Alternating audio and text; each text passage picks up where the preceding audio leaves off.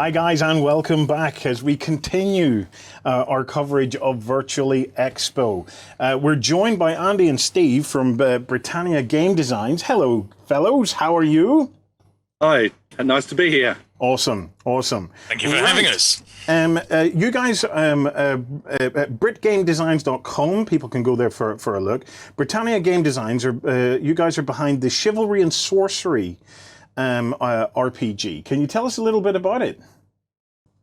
Chivalry and Sorcery has got a long history as a medieval role-playing game.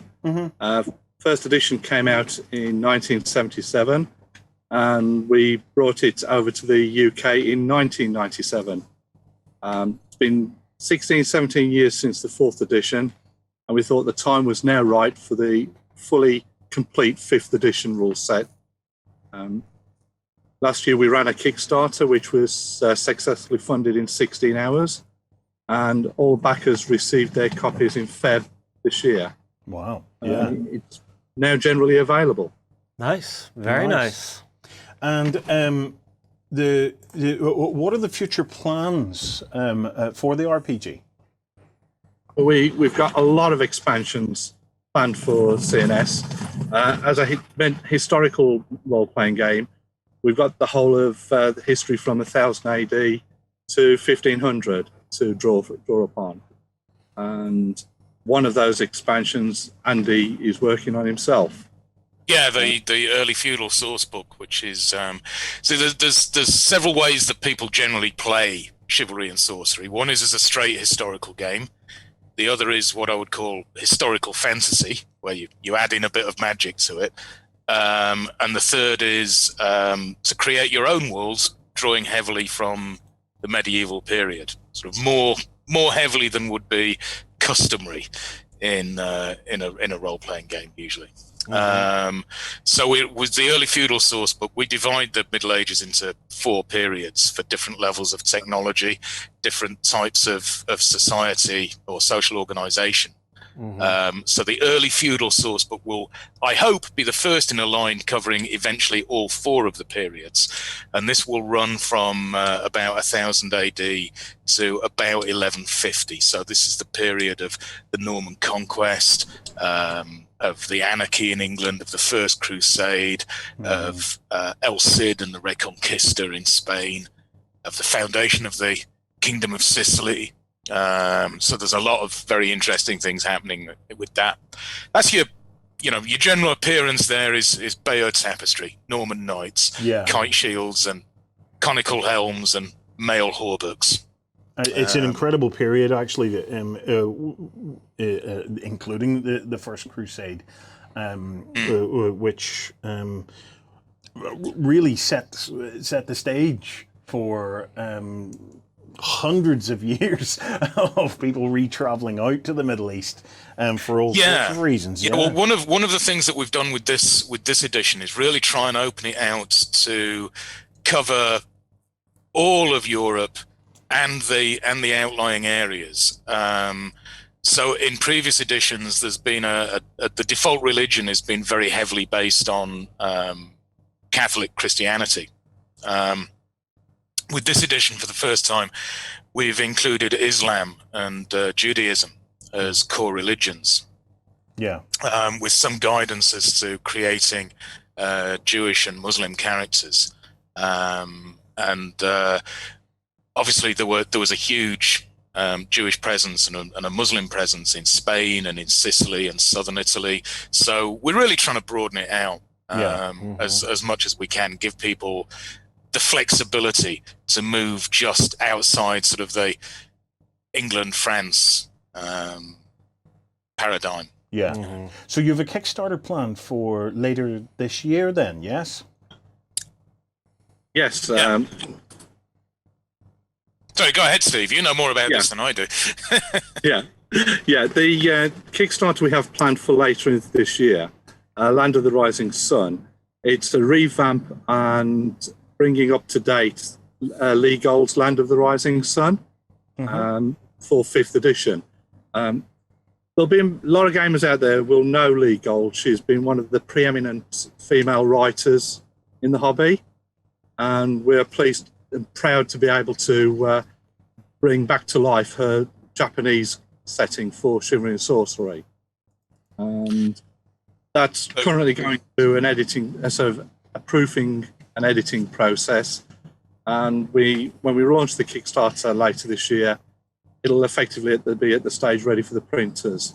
So any backers will be getting their PDFs immediately the Kickstarter finishes. Yeah. So Lee wrote the first edition of Land of the Rising Sun, which was based on Chivalry and Sorcery rules. Now the year escapes me, late 70s, or was it 1980? And went on to write GURPS Japan and her own role-playing game, Lands of Adventure, for Fantasy Games Unlimited. But she's probably most prominent as the long-time editor of the Alarums and Excursions Apazine, which has been running pretty much continuously since the mid-1970s. Yeah. Wow, impressive. Nice. Yeah. So there are other products in the pipeline for this as well. What's coming down the pipeline? In the pipeline, we currently, it's work in progress. We have CNS Celts, which we're pleased to have Richard August on board. He's been assisted by Mark Langworthy in writing that. We also have Chivalry and Sorcery Vikings, which will be written by Nimrod Jones. We also have Chivalry and Sorcery Alchemy and Chivalry and Sorcery Artificers, which will be expanding on various modes of magic for the game. Mm-hmm. The Artificers will cover weaponsmiths and jewelsmiths. Alchemy will cover the philosophy behind medieval alchemy, not just the creation and methods towards the Philosopher's Stone. Mm. And so along with Bohemian Galley, which is our ship combat system, those are the immediate products that are work in progress. And what are the kind of timescales on that, guys? We're probably looking at Celts, I would imagine, towards the end of this year, and possibly Alchemy at the same time frame. And what we do have in between times, though, we have the remaining 2 Kickstarter stretch goals, which is Goblins, Orcs, and Trolls, and Ars Bellica, which will be the mass combat miniatures game for Chivalry and Sorcery, which will allow players to bring their characters onto the battlefield in a miniatures game, in much the same way as you have heroes in other big-name miniatures games. Yeah. Yeah.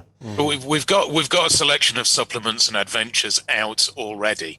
The core rulebook was made available in print in February.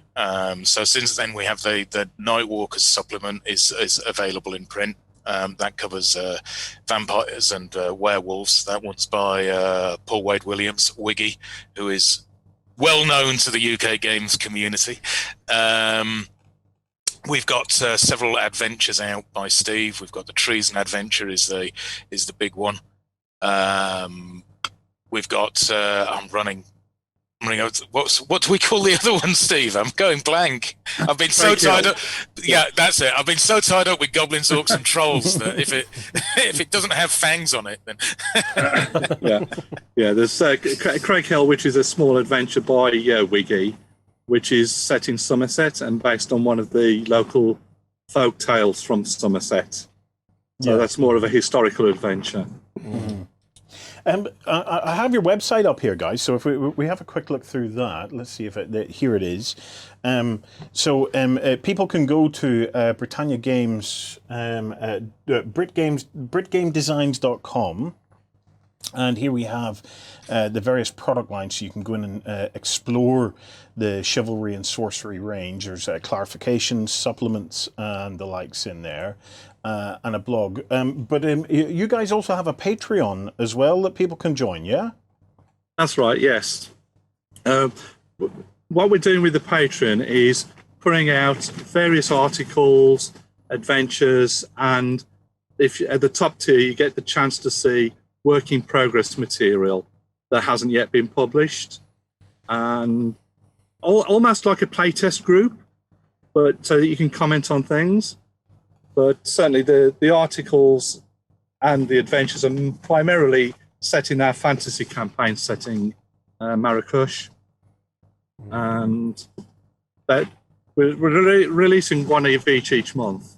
Yeah. As an example of the kind of things you can get as previews of works in progress, you can currently get the current version of the Ars Bellica war game rules, which, as Steve says, is the battlefield system. Actually, it's 3 systems. Actually, it's a skirmish war game, one character per figure. It's there's a mass combat game, which is multiple characters per figure, as is traditional with war games, and there's an abstract game for those who don't want to play their war game on the battlefield. So there's a mass-based abstract war game to tell you basically whether your army is victorious and if not, and how many injured or wounded you have or killed you have in your army.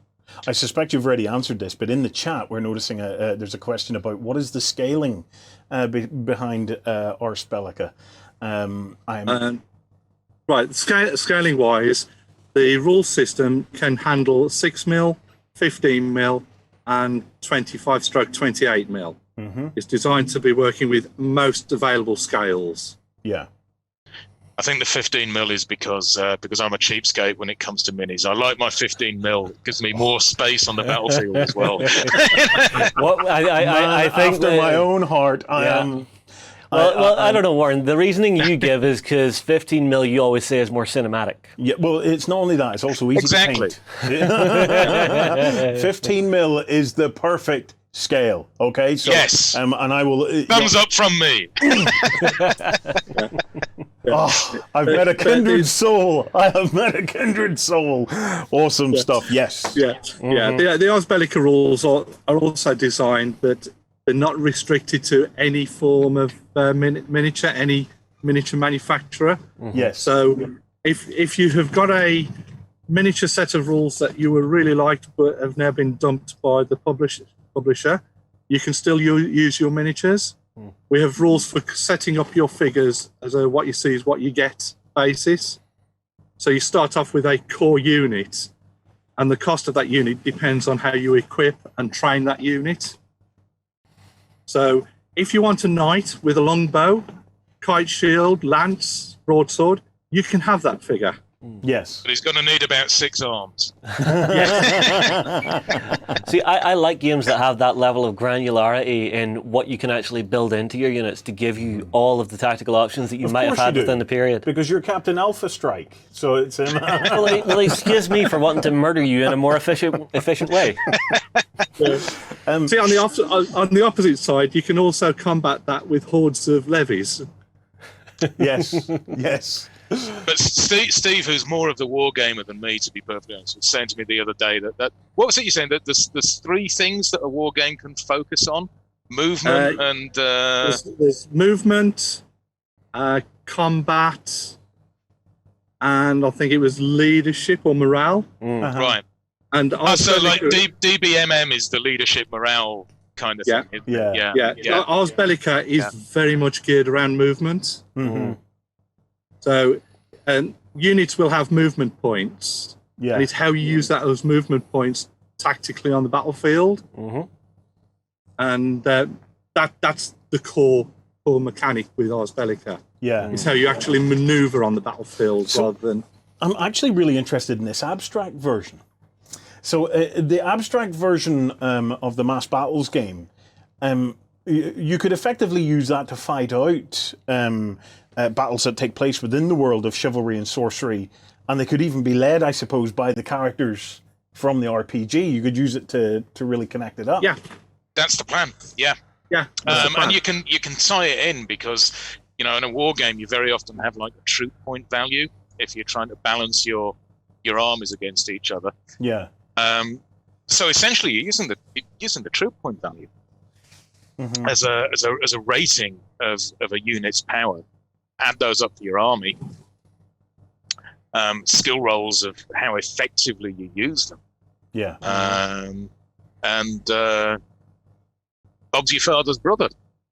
I mean, certainly with the Mass Miniatures game, If you bring your role-playing game character onto the battlefield, they're much more than just a hero in, say, Warhammer Fantasy.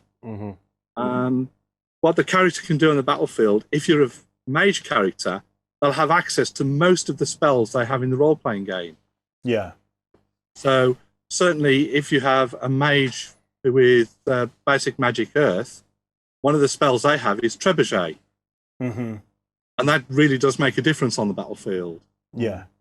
As Edward the First pointed out. Yeah. Yeah. You have another rules line called the Essence line. Yeah. What can you tell us about that? That's taking on the rules, almost like a simpler version of the rules. Yeah. Very, very simple rule set. So the Essence line began about 20 years ago when one of our designers, Colin Spears, got. Chivalry and Sorcery has a reputation for being complex. I dispute that. I say that it's detailed. It's actually very, very simple in play. Yeah. But it has a reputation. So Colin wanted to show that Chivalry and Sorcery was more of an attitude than a rule set. So he designed a 4-page game, Chivalry and Sorcery Essence. And the core mechanic that he designed for that, he's gone on to use for other games. So a couple of years ago, we brought out his Rocket Jumps space opera game, which is based around the Essence mechanic, which is a simple D20 stat and skill roll under mechanic. So when I say it's a D20 mechanic, I'm not referring to the 3rd edition of a popular fantasy role-playing game. So he's built that up. It's a very, very effective, very, very fast, very, very rules-light system. He's subsequently gone on to produce I hesitate to call it steampunk because it can be used sort of as a very historical game, but Vis Imperium Victoriana, a Victorian period game. And he's currently revamping his expanded version of what was originally C&S Essence into more of a generic fantasy rules set. So yeah, we've got the Essence line, which is proving quite popular actually. It's certainly varied, and it's allowing us to explore different periods for it, as well as the generic fantasy. I think Colin's also become very interested in the Matter of Britain, the Arthurian period, which is trying to look on quite a sort of a historical interpretation of Arthur, rather than the legendary one. I think is the best way of putting that. Yeah. Anything else you guys want to cover? I have your virtual stand up here. If we bring it up, so if you for those that are watching, you can find Brittannia Game Designs in the exhibitor hall. The guys have a Discord, so if you're interested, definitely hop on over onto the Discord, and some of the new games and stuff are listed. Are you guys running any demos or anything like that over the course of the weekend? We're not at the moment. I'm not in country, and Steve is in a caravan. All right. Okay. So if people want to reach out to you and get in contact with you about any of this, the Discord is maybe the way to do it. Yeah. Yeah. Discord is good.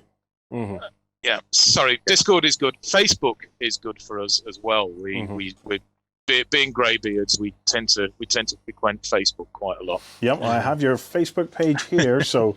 There's a Facebook group for Chivalry and Sorcery 5th edition, so it's all linked in there, guys. So if you have questions for the chaps, they're the ways to do it. We do have some offers on the stand for the show. Some discounted coupons for people if they want to use them. Cool. Okay. All that's left to be said. Is there anything else you guys would like to cover? Only to say that it's bringing back Chivalry and Sorcery has been something that we planned for a very, very long time. Yeah. It's been years in the making, and it's my first time out as one of the main designers. I rated no more than a special thanks to in the 4th edition. But this I think for all of us is the edition of Chivalry and Sorcery that is the one that we've dreamed about.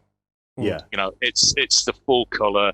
It's back as a single volume of rules for the first time since the 1st edition. It will do you a straight historical game. It will do you medieval fantasy. It will do you high fantasy. The game I'm playing in at the moment is set in a sort of dark cosmic version of medieval France with an unexpected fairy tale element to it. So it's a flexible system. Its core mechanics are fast and simple. It's a percentile system with an effect die to rate how well you succeed or fail. That's the basics of it. There's a lot of detail in it.